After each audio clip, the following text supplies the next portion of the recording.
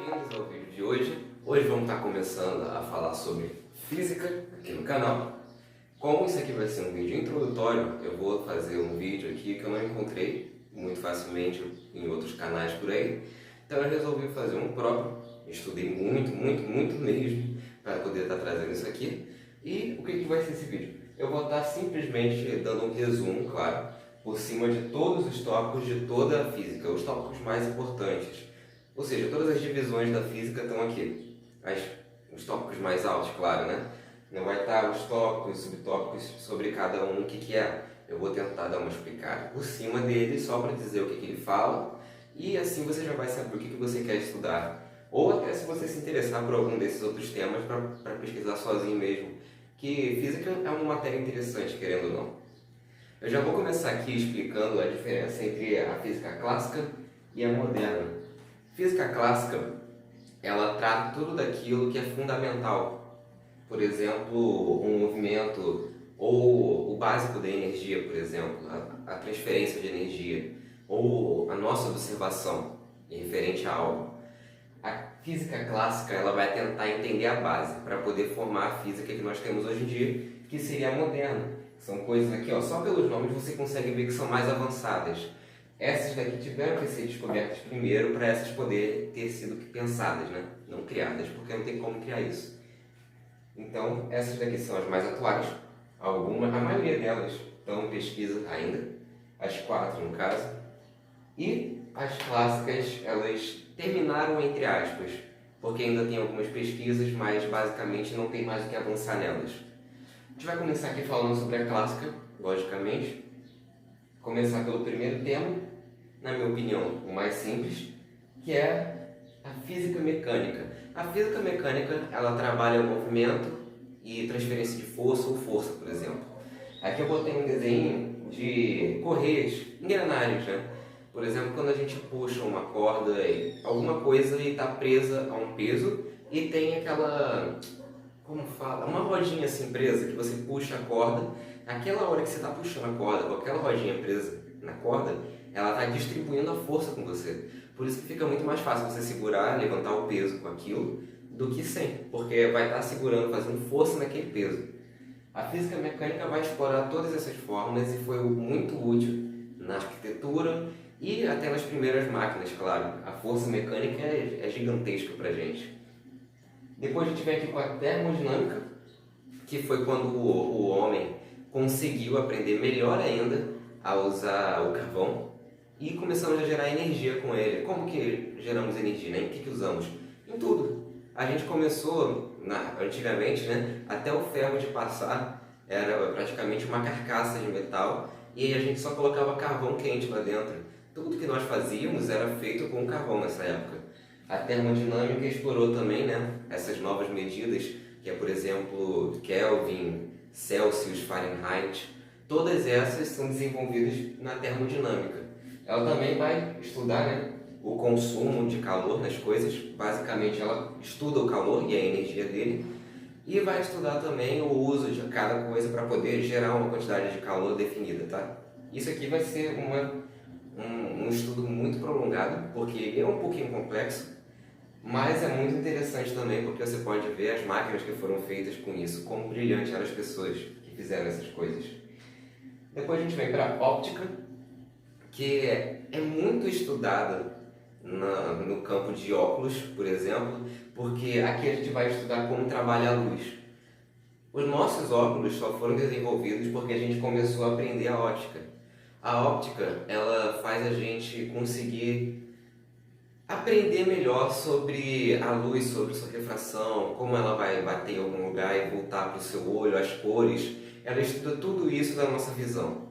E também, né, como as máquinas vão perceber a luz, por exemplo, tem várias máquinas que são sensores de luz e por aí vai, tem muitas coisas, espelhos, espelho côncavo, que é uma coisa que cai muito.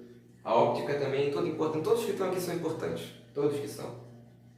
Esses daqui, claro, não são tão importantes porque é só para quem está mais avançado, né, já terminou, por exemplo, está numa faculdade, porque isso aqui a gente não aprende normalmente no ensino médio, nem no fundamental, muito menos.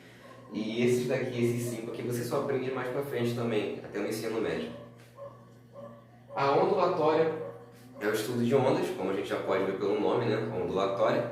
Ela vai estudar todas as ondas em geral, vai estudar ondas de rádio, vai estudar ondas de micro-ondas, que também é rádio, só que menor, vai estudar ondas de internet, né? Ondas de satélite, vai estudar até mesmo as ondas do mar, como que elas são feitas, por exemplo, o que que causa elas, e até as ondas do som, por exemplo, também, quanto que elas podem se propagar, né?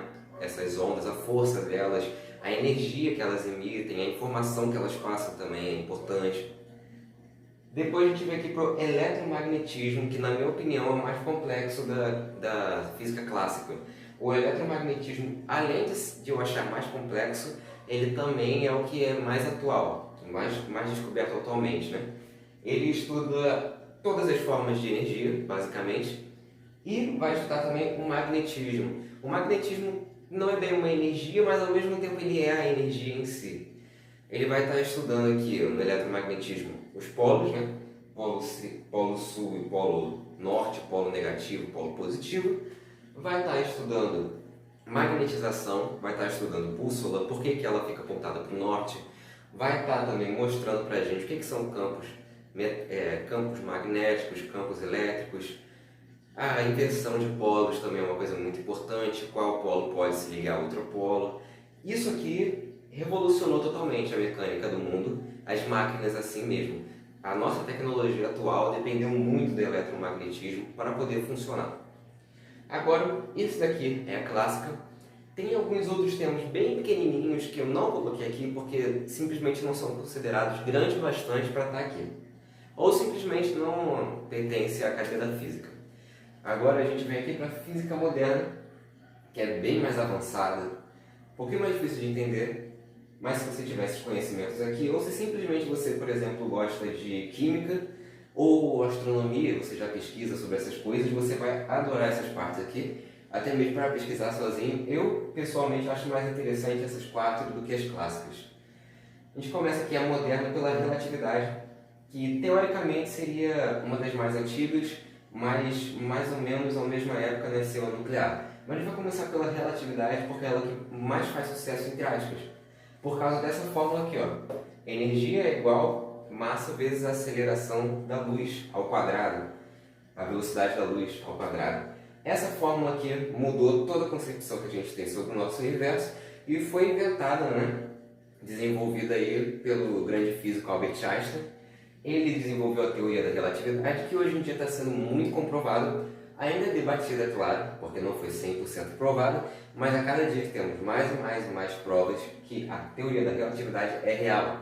A teoria da relatividade vai estar falando de uma escala universal, é muito maior do que, por exemplo, um planeta. Não vai estar estudando a matéria em si, e sim como os astros se modificam, ou vai estar estudando até mesmo o próprio espaço.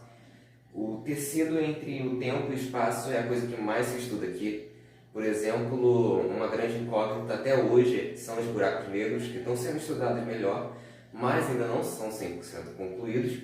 E a teoria da relatividade está batendo de acordo com isso, então estamos ficando muito alegres com ela até hoje, né?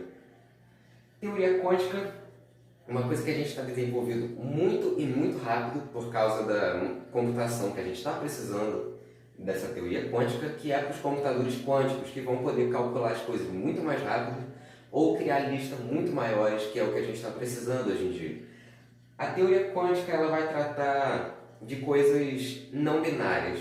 Ela não vai ser somente o 0, 1, 0, 1, 0, 0, 1, como que é o nosso computador normal. Ela vai tratar de todos os números, tudo que poderia acontecer, o menos 1, o menos 2, o 0, será que o 0 é o 0? Vai estar o 0 e o 1 no mesmo lugar? É muito complexo isso aqui, mas é muito interessante de você prestar atenção nela, porque é muito maneiro. A experiência mais famosa, provavelmente, da física é a da teoria quântica, que é o gato de Schrödinger, né? Muita gente deve conhecer ele, por isso que eu não vou estar falando, explicando ele aqui. Se vocês quiserem, eu posso fazer um vídeo sobre ele, mas é uma pesquisa muito, muito interessante e eu creio que a teoria quântica vai ajudar muito a humanidade ainda. Depois a gente vem aqui para a física nuclear. Não preciso nem falar que ela foi muito útil, ainda está sendo muito útil.